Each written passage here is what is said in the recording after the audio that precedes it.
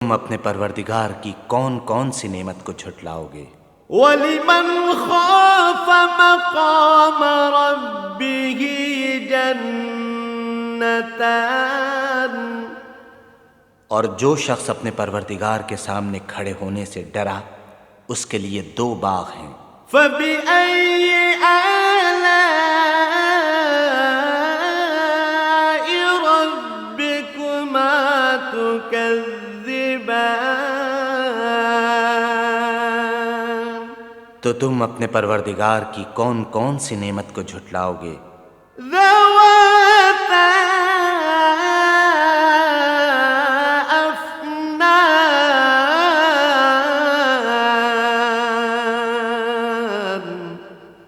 ان دونوں میں بہت سی شاخیں یعنی قسم قسم کے میووں کے درخت ہیں۔ فَبِأَيِّ آلَاءِ